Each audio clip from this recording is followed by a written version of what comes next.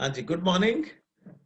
सो good morning sir. Good morning sir. आज हम बात करेंगे वो सोशल रोल कल हमने स्टार्ट किया था, उसी को आगे बढ़ाते हुए आज हम बात करेंगे आपसे कि इसकी विशेषताएं क्या होती हैं सोशल रोल्स की, वो हम देखने की कोशिश करेंगे। कैरेक्टरिस्टिक्स ऑफ सोशल रोल, इसके ऊपर हमारा आज डिस्कशन रहेगा।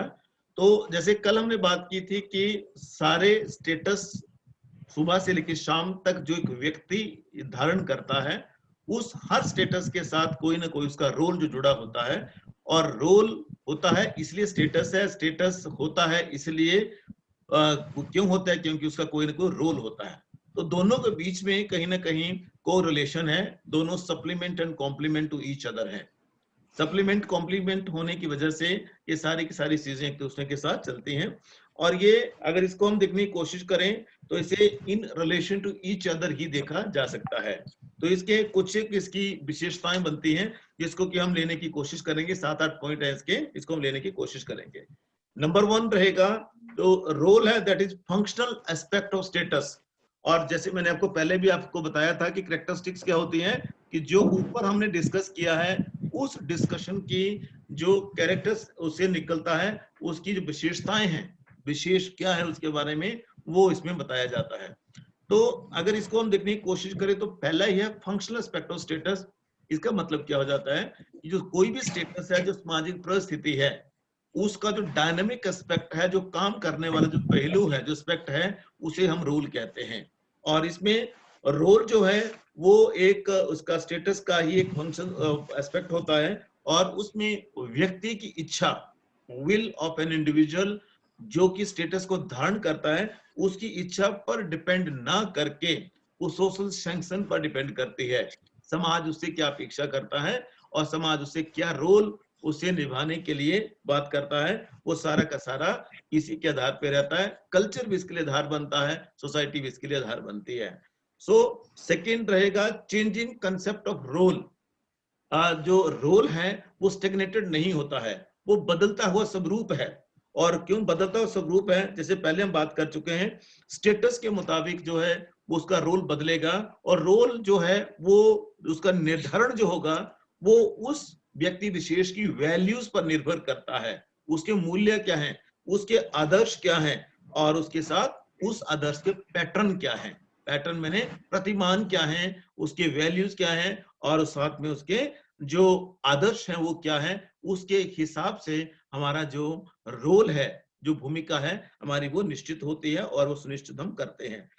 कई लोग होते हैं कि जिसका कि रोल मान लीजिए कि टीचिंग है रादर, या स्टूडेंट बने हुए हैं, आपका जो रोल है वो आपको क्लासेस अटेंड करनी है। आप अपना एग्जांपल देख लीजिए, सिर्फ 33 लोग हैं जो इस क्लास को अटेंड कर रहे हैं। अब ये आपके ऊपर डिपेंड करता है, क्योंकि चेंजिंग कंसेप्ट है ये, तो आपके ऊपर डिपेंड करता है कि करीब करीब 180-90 के आसपास की क्लास है, जिसमें सिर्फ 34 लोग, आप 33 की जगह 34 हो गए, 34 लोग क्लास अटेंड कर रहे हैं। तो ये आपकी मर्जी है, आपकी मर्जी है कि आप इसको ज्वाइन करें या ना करें। परंतु जब हम फिर आपको अटेंडेंस देंगे और जिसके हिसाब से 75% अगर नहीं हुआ, जब फिर आपके पेपर नहीं होंगे, फिर रोते हुए हमारे पास आएंगे कि सर कुछ कर दो, कुछ कर दो। और जबकि तब करने वाला कुछ भी नहीं होगा, कुछ भी नहीं हो करने वाला, and you will be out of examination system. Exam से बाहर आप सारे के सारे हो जाएंगे। तो कहने का अर्थ क्या हो गया कि जो ये रोल का कंसेप्ट है, it's always changing in nature. और जो चेंज है वो स्टेटस के मुताबिक होने के साथ साथ आपके जो वैल्यूज हैं, मूल्य जो हैं, आदर्श जो हैं, और साथ में पैटर्न्स क्या है उस पर भी आधारित रहता है। नंबर 3 है लिमिटेड फील्ड ऑफ ऑपरेशन। इसके लिमिटेड फील्ड होते हैं, कन्फाइंडेड होता है पूरी तरह से ऑपरेशन। जैसे कल भी हमने बात की थी, आप एक बेटा है, ये बिटिया है, तो बेटे का जहां तक रोल है सिर्फ वहां तक ही रोल आप निभाते हैं। मान लीजिए जिस दिन आपने कोशिश कर ली पापा को सलाह देने लग पड़े या किसी और बड़े को बोलने लग पड़े, तो फिर आगे से पापा का जवाब क्या मिलता है कि मेरा बाप मत बन। इसका मतलब सिंपल शब्दों में क्या हो जाता है कि मेरा बाप मत बन। इसका मतलब सिंपल शब्दों में हुआ कि आपका रोल जो है वो एक कन्फाइंड लिमिट तक ही है, उससे बाहर आपको नहीं जाना चाहिए। और अगर आप जैसे सपोज करिए कि आई एम ए टीचर, मेरा रोल टीच करना है, और आपका रोल जो है उसको सुनना है और उसको फॉलो करना है। और आप अगर मुझे ही पढ़ाने शुरू हो जाएंगे तो मैं बोलूंगा कि भाई साहब माफ करना कि आप मुझे ना पढ़ाएं तो अच्छा होगा, मतलब बिल्कुल प्यार से। तो कहने का अर्थ क्या हो गया कि हर रोल का कोई ना कोई लिमिटेड फील्ड होती है, लिमिटेड उसका क्षेत्र होता है, उसके बाहर वो स्टेटस के मुताबिक उसके बाहर वो नहीं जाता है। और नेक्स्ट वन है रोल एक्सपेक्टेशंस। वो वही मैंने बात की थी आपसे पिछली बार भी कि अपेक्षा क्या है, उस हर रोल की भूमिका की अपेक्षा होती है, अपेक्षाएं होती हैं हर रोल की, और हर रोल की अपेक्षाओं के मुताबिक जो है, और हर रोल को अपनी उन अपेक्षाओं के मुताबिक रोल को परफॉर्म करना इतना आसान काम नहीं है। और उन अपेक्षाओं के मुताबिक जो है वो डिस्टिंक्शन किया जाता है, डिस्टिंक्शन किया जाएगा, अंतर देखा जाएगा कि क्या अंतर उनके साथ है, एक दूसरे के साथ क्या अंतर है। तो अपेक्षाओं में अगर हम देखने की कोशिश करें तो हर व्यक्ति विशेष जो भी वो स्टेटस धारण करता है तो उससे संबंधित रोल की अपेक्षाएं उससे समाज करता है, समाज करता है। एक बेटे से, एक पढ़े लिखे अच्छे संस्कारी बेटे से, बेटी से उम्मीद की जाएगी कि वो बहुत अच्छे से बिहेव करे, और जो भी काम उसको कहा जाए, जो भी कार्य उसको दिया जाए, जो भी रोल उसको दिया जाए, उस रोल को वो बखूबी निभाए। ऐसी अपेक्षा हर बच्चे से की जाती है। तो कहने का अर्थ मात्र यहाँ ये हो जाता है कि हर रोल के साथ कुछ न कुछ अपेक्षाएं जुड़ी रहती हैं।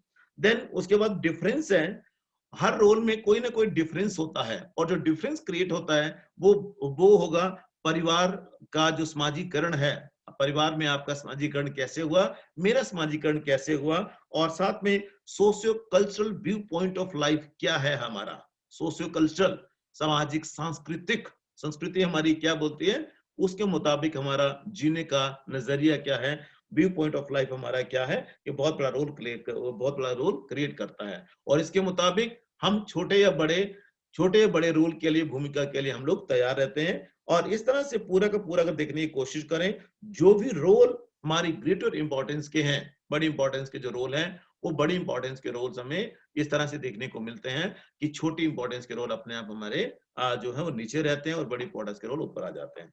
देन उसके बाद जो है सेट ऑफ एक्सपेक्टेशंस है, ये अपेक्षाओं का एक पुतला है, बुलंदा है, एक सेट है पूरी तरह से। और हर रोल का एक सेट होता है, हर रोल का सेट, मैंने जब बच्चे की बात की जाएगी तो उसके रोल सेट हैं, बच्चे के इस उम्र में इतना, इस उम्र में इतना, इस उम्र में इतना।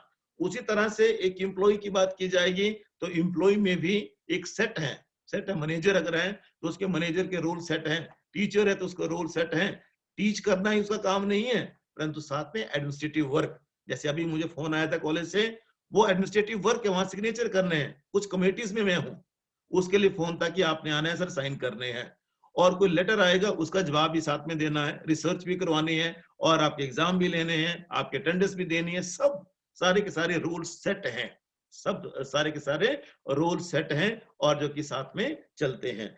और उसके बाद जो है जैसे एक रोल का सेट खत्म होता है तो जैसे दूसरे स्टेटस में हम जाते हैं तो उसका भी स्टेटस का एक पूरा सेट है।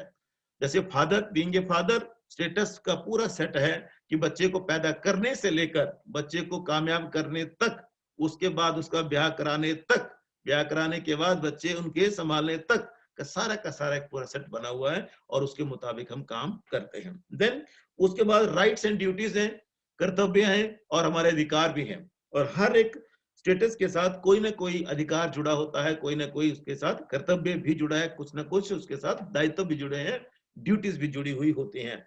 और उसमें ये रेसिप्रोकली मैंने आदान प्रदान के संबंध में एक दूसरे के साथ ये जुड़ते हैं। और सारी सोसाइटी, चाहे वो किसी भी लेवल की हम बात करें, चाहे प्रिमिटिव सोसाइटी की बात करें, आदिम समाज की बात करें, चाहे आज के समाज की बात करें, तो उसमें हर तरह के रिलेशन, चाहे वो इकोनॉमिक स्ट्रक्चर में है, चाहे सोशल स्ट्रक्चर में है, चाहे रिलीजियस में है, चाहे पॉलिटिकली है, चाहे कहीं भी किसी स्ट्रक्चर में कोई भी रिलेशन है, वो एक दूसरे के साथ राइट्स और ड्यूटीज के साथ वो एक दूसरे के साथ जुड़े हुए होते हैं।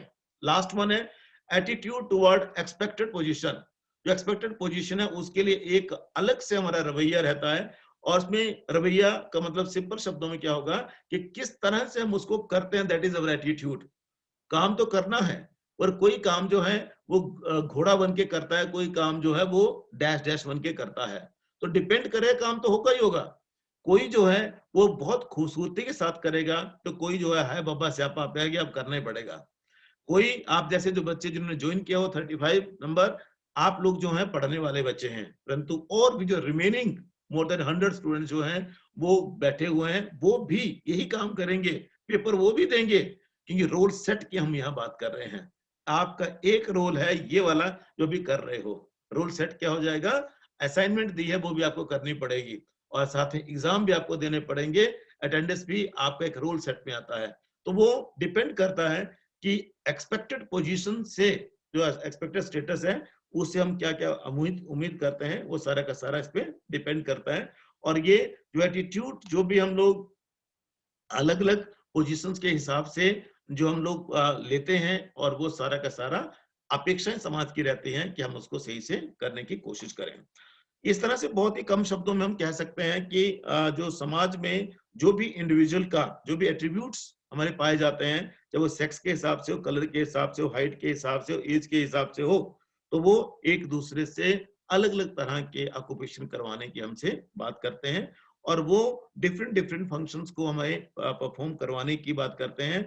और जैसे हम सिंपल शब्दों में देखें तो कुछ एक प्रोफेसर हैं, तो कुछ एक मजदूर हैं, कुछ एक डॉक्टर्स हैं, कुछ डॉक्टर्स में भी कोई फिजिशियन है, कोई आंख का डॉक्टर है, कोई कान का डॉक्टर है, कोई नाक का डॉक्टर है, और उसी तरह से कोई मजदूर है, कोई साइंटिस्ट है, कोई स्टेट्समैन है, कोई सोल्जर है, कोई क्या है, कोई क्या, अलग अलग तरह के रोल जो हैं समाज में पाए जाते हैं, और सारे के सारे रोल वो इकट्ठा होके एक बड़े समाज का या सामाजिक व्यवस्था को चलाने वाले लोगों का एक पूरा समूह बनता है, और उसकी वजह से पूरा का पूरा हमारा समाज खड़ा होता है।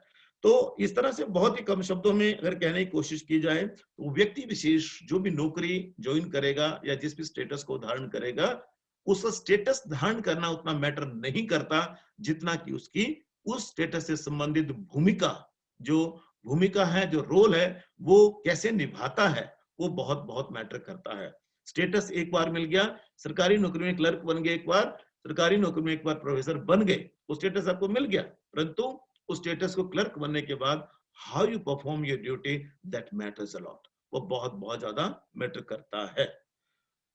और इसी के साथ इसको हम समाप्त करते हैं। और अब जो अंतिम इसका पड़ाव है, जो अंतिम इसका पक्ष है, वो ये है कि दोनों में फर्क क्या है, अचीव स्टेटस में और एस्क्राइब स्टेटस में फर्क क्या होता है, वो हम थोड़ा सा यहाँ देखने की कोशिश करेंगे। मतलब दोबारा से इसको रिकैप समझ लीजिए, एक किस्म का रिवीजन हम दोबारा से करने लगे हैं। एस्क्राइब स्टेटस जो होता है वो पहले हमने बात कर दी, जन्म पर आधारित होता है, और जबकि अचीव स्टेटस जो है वो जन्म के बाद होता है। एस्क्राइब स्टेटस में जो व्यक्ति विशेष की जो पोजीशन है, रिकॉग्निशन है, वो नहीं होती है, वो उसे by virtue of belonging to that very family, या जो भी नेचर ने उसको दिया उसके आधार पर वो अपने आप को स्थापित करता है। जबकि दूसरे पक्ष को देखने की कोशिश करें, तो दूसरा पक्ष जो है अचीव स्टेटस में जन्म के बाद जो जितनी मेहनत करता है, वो जितनी स्किल उसके अंदर आती है, उसके आधार पे सारे का सारा उनका चीजें रहती हैं। उसके बाद जो एस्क्राइब स्टेटस होता है, उसका रिलेशनशिप जो है वो कस्टम और रिलेशन, ट्रेडिशन और कल्चरल फैक्टर के साथ बहुत ज्यादा अंतर गुथा हुआ रहता है, और बहुत ज्यादा उसकी इंपॉर्टेंस रहती है। जबकि जो अचीव स्टेटस है उसमें कल्चर, वैल्यू, ट्रेडिशन का उतना ज्यादा रोल नहीं होता जितना कि एस्क्राइब में होता है। एस्क्राइब स्टेटस का जो आधार है मुख्यतः एज, सेक्स, रेस, कास्ट या किनशिप या ट्रेडिशन रहती है, जबकि अचीव स्टेटस में हमारी क्वालिटी क्या है, हमारी कैपेसिटी क्या है, हमारी एबिलिटीज क्या है, वो इसका मुख्य आधार बनता है। एस्क्राइब स्टेटस जो है वो स्टेबल होता है और ज्यादा रिजिड होता है, उसमें चेंज जो है बहुत कम होते हैं, रादर होते ही नहीं है। जबकि अचीव स्टेटस जो है वो स्टेबल नहीं होता है, और वो चेंजेबल है, वो क्वालिटी के हिसाब से, कैपेसिटी के हिसाब से, एबिलिटी के हिसाब से इंसान की वो बदल जाता है। आज कुछ और है तो कल कुछ और होगा, परसों कुछ और होगा। इस तरह से ये जो स्काई स्टेटस है वो जो है इस समाज में एक रिस्पेक्ट की पोजीशन देखता है, ट्रेडिशनल सोसाइटी में खास करके। जबकि जो अचीव स्टेटस है उसमें जो रिस्पेक्ट होगी, जो इज्जत होगी, वो समाज में होगी, उसकी अपनी स्किल पर आधारित होगी, बाकी समाज उसे उस नजर से नहीं देखेगा जैसे कि एस्क्राइब स्टेटस में समाज देखता है। उसके बाद एक और अति महत्वपूर्ण चीज है कि जो स्क्राइब स्टेटस है उसमें जो भी रोल एंड अथॉरिटी होती है, एक्शन का फ्लो होता है, वो उसमें अनप्रिडिक्टेबल नहीं होता है। उसमें प्रिडिक्ट पहले से ही पता है कि अगर ब्राह्मण का जो स्टेटस है वो पुरोहित करने का है या कुछ भी करने का है तो वो वही करेगा, जबकि अचीव स्टेटस में जो उसका एटीट्यूड या रादर जो काम करने का तरीका होता है वो बिल्कुल ही अनप्रिडिक्टेबल होता है। आज वो कुछ और कर रहा है तो कल वो कुछ और कर रहा होगा, ऐसा माना जाता है। तो इस तरह से बहुत ही कम शब्दों में दिखने की कोशिश हम करते हैं, तो हम ये पाते हैं कि अचीव स्टेटस और एस्क्राइब स्टेटस जो है वो अनडाउटली एक ही सिक्के के दो पहलू हैं, परंतु जो एस्क्राइब स्टेटस है, जो प्रदत्त है, जो जन्म से मिला हुआ है, उसमें बदलाव ना के बराबर होते हैं, जबकि जो दूसरा स्टेटस है, अचीव स्टेटस है, उसमें हर पल हर घड़ी बदलाव होते रहते हैं। और जब हर घड़ी हर पल बदलाव होते हैं तो अनडाउटली उसका जो रिजल्ट होगा वो अलग तरह से ही होता है। अलग तरह आई मीन कि उसका रिजल्ट जो है वो डायनामिक है और व्यक्ति अपने आप को जैसे मर्जी वो चेंज कर सकता है, अपने आप को बदल सकता है। Whereas in ascribed status it is not possible. It's not possible. परंतु अचीव स्टेटस में it is quite possible to change their position. और दोनों जो स्टेटस हैं हमारी जिंदगी के अति महत्वपूर्ण पार्ट हैं। और जो हम जन्म से पैदा हो गए, हम लड़का पैदा हो गए, कोई लड़कियां पैदा हो गई, महिला पुरुष बन गए, बाद में कोई किस जाति में पैदा हो गया, कोई किस जाति में पैदा हो गया, वो सारे के सारे उसके हिसाब से एज हमें मिल गई, ये हमारा एस्क्राइब स्टेटस है। और उसके हिसाब से हमने अचीव कर लिया कुछ, और आज हम यहाँ पहले असिस्टेंट प्रोफेसर ज्वाइन किया था, आज एसोसिएट हो गए, कल को प्रोफेसर बन जाएंगे, प्रिंसिपल बन जाएंगे, रिटायर हो जाएंगे, मर जाएंगे। तो ये उसमें डायनामिज्म इसमें चेंज होता ही हमेशा रहता है। तो इसी के साथ ये समाप्त करते हैं। कल हम बहुत महत्वपूर्ण एक एस्पेक्ट है, रादर चैप्टर है, जिसका नाम है सोशलाइजेशन। उसको हम पढ़ेंगे, समाजीकरण। हड्डी मांस के लोथले को, बायोलॉजिकल बीइंग को सोशल बीइंग में कन्वर्ट करने की प्रक्रिया का नाम है समाजीकरण। उसको हम पढ़ेंगे, बहुत इंटरेस्टिंग है, बहुत मजा आने वाला है कल। Till then, good bye.